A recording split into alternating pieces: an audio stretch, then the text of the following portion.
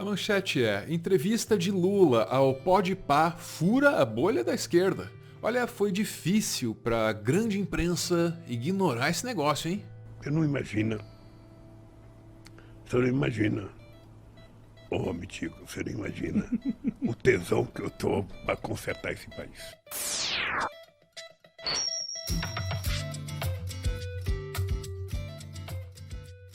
Jovem Pan. A entrevista com o ex-presidente Luiz Inácio Lula da Silva foi a mais assistida em tempo real pela audiência do podcast Podpah no YouTube. My News. Então, no programa de hoje a gente vai falar sobre uma certa disputa de lives, que é mais ou menos como está rolando nas redes. Ontem o ex-presidente Lula deu uma entrevista ao podcast Podpah e falou sobre vários assuntos.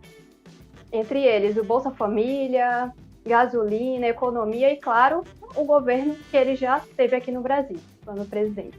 UOL. O PT e o Lula têm uma dificuldade de conviver com a grande imprensa e até há motivos nesse sentido. O Lula foi muito maltratado pela imprensa ao longo do processo da Lava Jato. A maior parte da imprensa tomou partido do Moro contra ele e, ao final, o Supremo Tribunal Federal entendeu que ele tinha razão e o Moro estava errado, tanto que o Moro foi julgado suspeito. O Lula tem investido numa estratégia de comunicação diferente por conta disso. Ele teve naquele podcast do Mano Brown também, acho importante, sinaliza a maior diversidade, fala com setores da sociedade que a grande imprensa também não fala. Acho que é uma estratégia inteligente, ele está pensando também numa estratégia de redes sociais. E o Lula, ele quer ganhar tempo, Diego. Band News. O podcast foi o Podpah. Foi inclusive no mesmo horário da live do presidente Jair Bolsonaro. E um trecho da participação do Lula, né, Reinaldo, chamou bastante sua atenção, né? Chamou. Inclusive chamou minha atenção que o público espetacular que teve. Também. Né? E o número de visitas também. Até há pouco estava com mais de 2,5 milhões de visitas, não sei quanto está agora. Só para atualizar, na manhã de domingo são 6,3 milhões. Né? Um podcast. Sim. E aí o Lula falou uma coisa que eu vou reproduzir aqui com a minha voz. Falta dinheiro para as pessoas comprarem. Falta dinheiro. Se você der um pouquinho... Eu estou reproduzindo com a minha voz, porque esquece que isso aqui é a voz do Lula. Se você der um pouquinho de dinheiro, as pessoas vão comprar.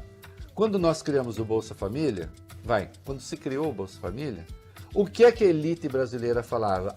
O Lula está criando vagabundo, o Lula está criando exército de desempregados. Essas pessoas não querem mais trabalhar, essas pessoas agora só querem fazer filho para poder ganhar mais. Isso é verdade. E isso era dito mesmo. Isso é dito até hoje. E agora vamos pro O Globo. Podcast com Lula fura bolha nas redes e atinge perfis fora do debate político. E vamos pro texto para descobrir que O Globo até encomendou levantamento para compreender a audiência do negócio. Olha lá, levantamento da Arquimedes encomendado pelo Globo identificou um dia após a entrevista 478 mil publicações com referência ao pré-candidato petista à presidência. Dessas menções, 88% foram a favor.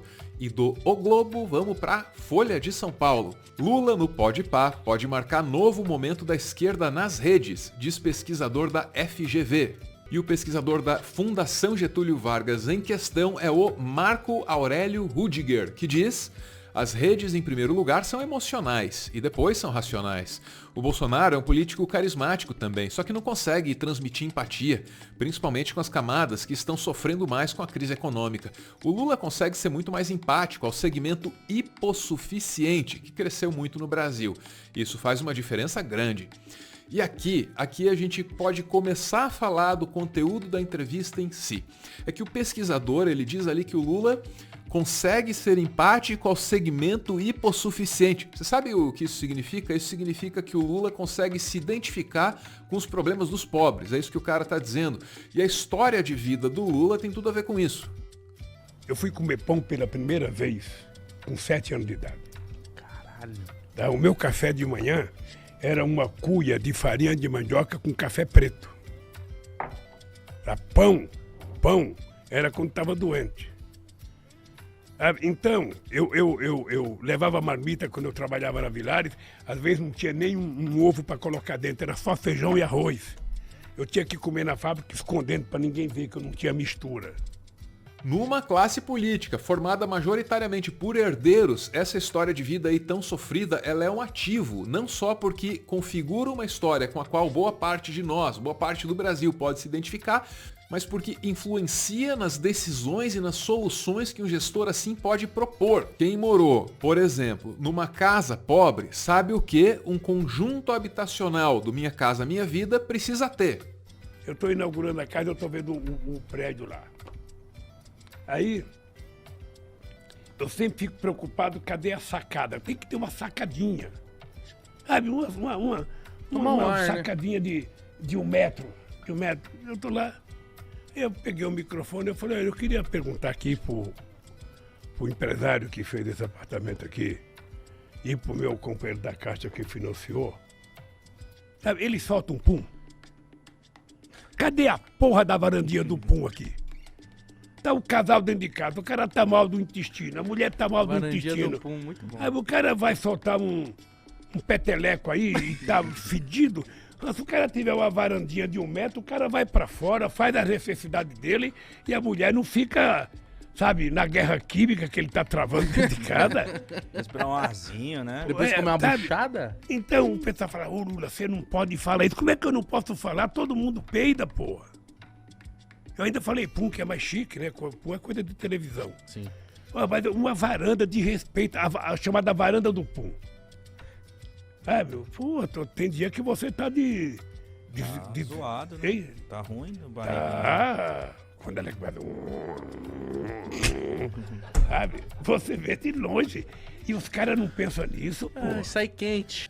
E durante as mais de 2 horas de entrevista, o Lula recorreu o tempo todo para sua história pessoal, para falar de assuntos às vezes muito complexos e muito controversos, tipo as acusações de corrupção.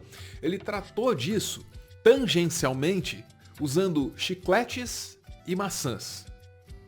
Eu tinha uma vontade de chupar chiclete de bola. Naquele tempo chamava-se chiclete americano. Você não viveu, o pai de vocês ou o avô de vocês, Quer dizer, não? sabe, aquele que fazia bola. Você não imagina a loucura que eu tinha de fazer uma bola e nunca tive dinheiro para comprar um chiclete. Eu trabalhava quando o meu tio ia no banheiro do bar, ele pedia para mim tomar conta do bar, eu poderia roubar um chiclete e levar para casa. E eu não roubava, porque eu tinha medo de envergonhar minha mãe. Eu tinha um companheiro chamado Boquita. Boquita era filho de um cara sergipano, não esqueço nunca. Esse Boquita mascava o chiclete dele o dia inteiro. Quando esse Boquita ia jogar fora, eu pedia pra mim. Nossa senhora. Pedia. Não tenho vergonha de dizer isso, não. Pedia o chiclete borrachudo, sabe? Levava pra casa, lavava ele, colocava um pouco de açúcar. Botava no congelador? E chupava um pouco. Tá? Eu tinha vontade de comer uma maçã, daquele tempo tinha umas maçãs argentinas, filho, eu tinha vontade de roubar uma maçã. Roubar e sair correndo e comer. Eu não roubava com medo da minha mãe. Sabe? Essa foi a educação que eu recebi da dona Lindu. Ok, eu sei que em outro momento lá ele falou do assunto mais diretamente, mas o ponto aqui é, ele usa exemplos cotidianos e facilmente identificáveis, da varanda do peido ao desejo por um item de consumo que as pessoas às vezes não têm como acessar. É assim que a política pode entrar na vida de quem a ignora, e é assim que ele consegue elaborar a própria versão da máxima "se a classe operária tudo produz, a ela tudo pertence". E ele consegue elaborar a própria versão dessa máxima sem acender as sirenes daquela galera que usa termos tipo esquerdopata, bandeira vermelha, não sei o quê. O pobre pode comer camarão? Hein? Pode e deve. Até porque é ele que pega. É ele que pega o camarão, é ele que constrói o carro, é ele que faz a roupa que você está vestindo, sabe? Então ele tem direito de ter as coisas que ele produz, pô.